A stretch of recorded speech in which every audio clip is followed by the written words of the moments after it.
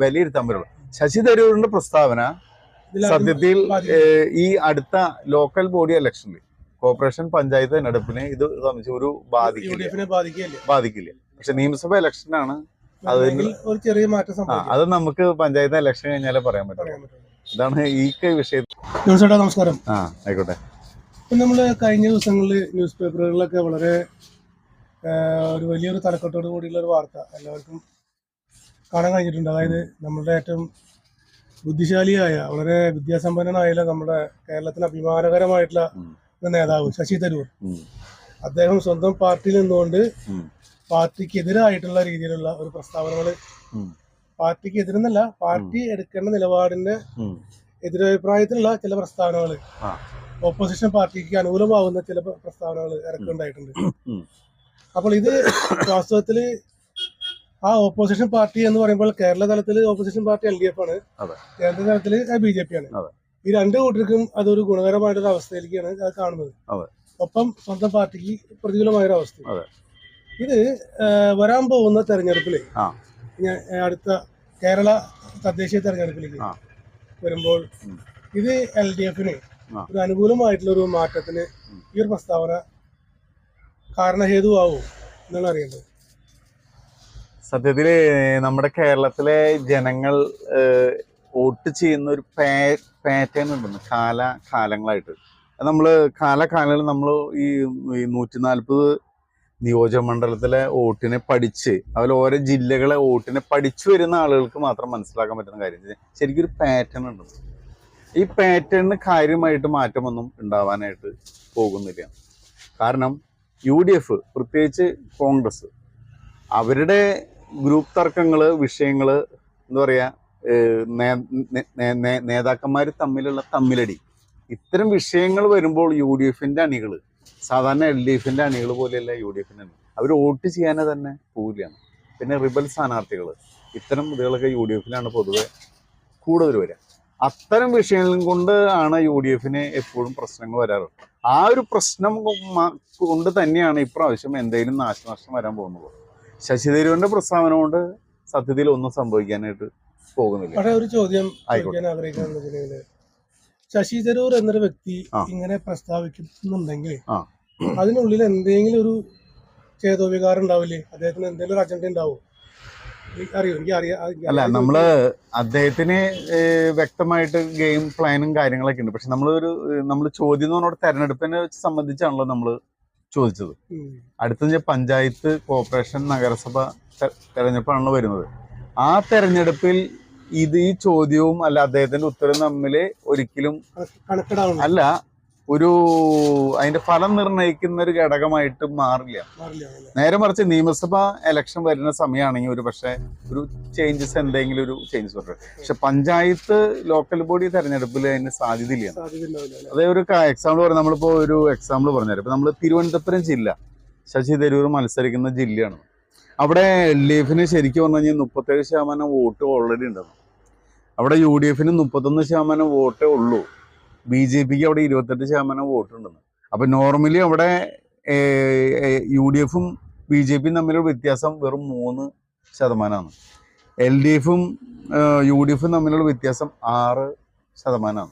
അപ്പൊ അതിന്റെ പേരിൽ അവിടെ തിരുവനന്തപുരം ജില്ലയിൽ പൊതുവെ LDFന് അനുകൂലമായൊരു സാധ്യത ഉണ്ടാവുന്നത്. പിന്നെ BJP വളരെയധികം വോട്ടുകൾ ശക്തമായി മത്സരം നടത്തി LDFന്റെ വോട്ടുകളിൽ നിന്ന് വളരെയധികം പിടിച്ചെടുക്കുകയാണെങ്കിൽ മാത്രമാണ് തിരുവനന്തപുരം ജില്ലയിൽ UDFന് ഒരു സാധ്യത ഉള്ളൂ. അത് ശശി തരൂർ എന്ത് പറഞ്ഞില്ലെങ്കിലും അതിൽ കാര്യമായിട്ട് മാറ്റം സംഭവിക്കാനായിട്ട് പോകുന്നില്ല. അതാണ് തിരുവനന്തപുരം ജില്ലയിലെ വിഷയം.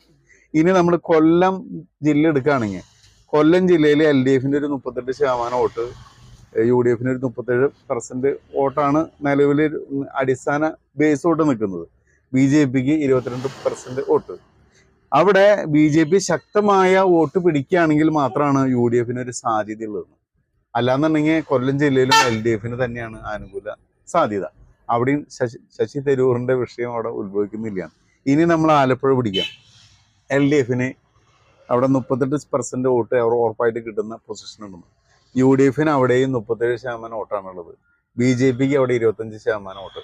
അവിടെയും BJP ശക്തമായ മുന്നേറ്റം കാഴ്ചവെക്കുകയാണെങ്കിൽ മാത്രമാണ് UDF എന്തെങ്കിലും സാധ്യതയുള്ളൂ. അപ്പോൾ അവിടെയും ശശി തരൂരിന് വിഷയം അവിടെ വരുന്നില്ല. ഇനി നമ്മൾ പാലക്കാട്, കണ്ണൂർ, തൃശ്ശൂർ ഈ ജില്ലകളിലൊക്കെ ഇതുപോലെ തന്നെയാണ്. കാരണം ശശി തരൂർ ഈ ഒരു പ്രസ്താവന നടത്തി എന്നുള്ളതിന്റെ ബേസിൽ ഒന്നും സംഭവിക്കുന്നില്ല. പക്ഷെ അദ്ദേഹത്തിന് സ്വന്തം പാർട്ടിയിൽ ഒരു ബാഡ് ഇമേജ് ഇപ്പൊ ഉണ്ടായിട്ടുണ്ടോ? തീർച്ചയായിട്ടും അല്ല, പാർട്ടിയുടെ ഉള്ളില് അങ്ങനെ. കാരണം വെച്ച് കഴിഞ്ഞാൽ നേതാക്കന്മാരുടെ ഇടയിൽ മൂപ്പളമ തർക്കമുണ്ടല്ലോ.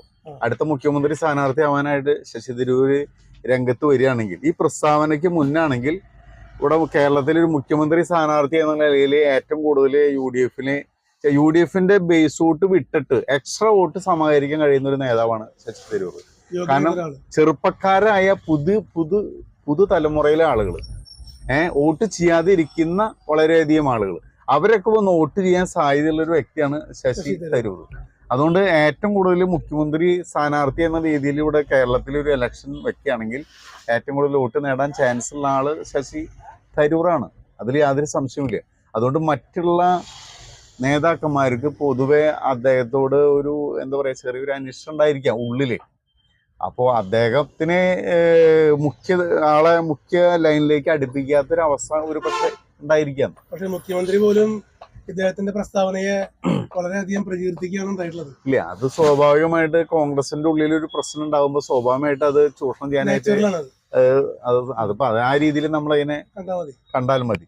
പക്ഷെ ശശി തരൂർ എന്ന് പറഞ്ഞ വ്യക്തിക്ക് മുഖ്യമന്ത്രി ആയാലും പ്രധാനമന്ത്രി ആയാലും MP ആയില്ലെങ്കിലും അദ്ദേഹത്തിന് വ്യക്തമായ ഒരു സ്റ്റാൻഡ്, നിലപാട്, വലിയും നിലയും ഇന്ത്യയിലുണ്ട്.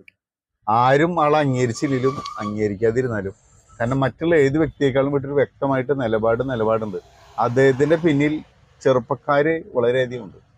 പക്ഷെ അത് വെച്ചിട്ട് എന്താ പറയുക, ഒരു പാർട്ടി ഉണ്ടാക്കി അതിനെ അധികാരത്തിൽ എത്തിക്കാനുള്ള സ്ട്രെങ്ത് ഒന്നും സ്ട്രെങ്ത്തും ഇല്ല. മാത്രമല്ല അദ്ദേഹത്തിന്റെ ലക്ഷ്യം അദ്ദേഹത്തിന് ഇല്ല. അതുകൊണ്ട് ഇവിടെ UDF ഈ പ്രസ്താവനയ്ക്ക് മുന്നാണെങ്കിൽ, കാരണം LDF ഉം UDF ഉം തമ്മിലുള്ള വ്യത്യാസം എന്ന് പറഞ്ഞു കഴിഞ്ഞാൽ ഒരു 4-5 സീറ്റിന്റെ മാറ്റമാണുള്ളത്.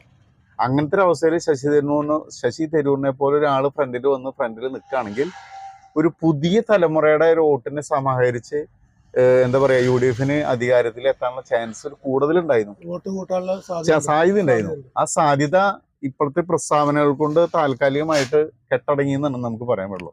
അത് ഈ പഞ്ചായത്ത് തെരഞ്ഞെടുപ്പ് കഴിഞ്ഞ് നമ്മൾ അടിസ്ഥാന ബേസ് വോട്ട് വെച്ച് പഞ്ചായത്ത് തെരഞ്ഞെടുപ്പിൽ BJP ആണ് നിർണായകമായ ശക്തിയാൻ പോകുന്നത്. കാരണം വെച്ച് കഴിഞ്ഞാൽ LDF നിലവിൽ ഭൂരിപക്ഷം ജില്ലയിലെ LDF ആധിപത്യത്തിലാണ് നിൽക്കുന്നത്. അതിൽ നിന്ന് BJP ശക്തമായ വോട്ട് പിടിക്കുമ്പോൾ UDF എന്തെങ്കിലും എന്താ പറയുക, LDF വോട്ട് BJPയിലേക്ക് ചേക്കേറുകയാണെങ്കിൽ ആ ഗ്യാപ്പിൽ കൂടി UDF നിലവിലുള്ള അടിസ്ഥാന ബേസ് വോട്ട് നിലനിർത്തുകയാണെങ്കിൽ സ്വാഭാവികമായിട്ട് നമുക്ക് പത്തനംതിട്ട, കാസർഗോഡ്, ഇടുക്കി, കോട്ടയം, എറണാകുളം, മലപ്പുറം, വയനാട്, കോഴിക്കോട്. പത്തനംതിട്ട, കാസർഗോഡ്, ഇടുക്കി, കോട്ടയം, എറണാകുളം, മലപ്പുറം, വയനാട്, കോഴിക്കോട് ഈ ജില്ലകളിൽ ഒരു പക്ഷേ UDF മേൽക്കോയ്മ കിട്ടാനുള്ള സാധ്യതയുണ്ട്. കണ്ണൂര്, പാലക്കാട്, തൃശ്ശൂർ, ആലപ്പുഴ, കൊല്ലം, തിരുവനന്തപുരം ജില്ല LDF തന്നെ പിടിച്ചു നിൽക്കുന്നുള്ളതാണ് നിലവിലെ പൊസിഷനിൽ നമുക്ക് കാണുന്നത്. ഇനി BJPയുടെ പ്രകടനത്തിന്റെ അടിസ്ഥാനത്തിലാണ് വിലയിരുത്താൻ പറ്റുള്ളൂ. ശശി തരൂരിന്റെ പ്രസ്താവന സത്യത്തിൽ ഈ അടുത്ത ലോക്കൽ ബോഡി ഇലക്ഷനിൽ, കോർപ്പറേഷൻ, പഞ്ചായത്ത് തെരഞ്ഞെടുപ്പിനെ ഇത് സംബന്ധിച്ച് ഒരു ബാധിക്കില്ല. പക്ഷെ നിയമസഭ ഇലക്ഷനാണ് ഒരു ചെറിയ മാറ്റം. അത് നമുക്ക് പഞ്ചായത്ത് ഇലക്ഷൻ കഴിഞ്ഞാലേ പറയാൻ പറ്റും. ഇതാണ് ഈ വിഷയത്തിൽ എനിക്ക് പറയാനുള്ളത്. ശരി, വളരെ നന്ദി ജോൺസൺ ചേട്ടാ.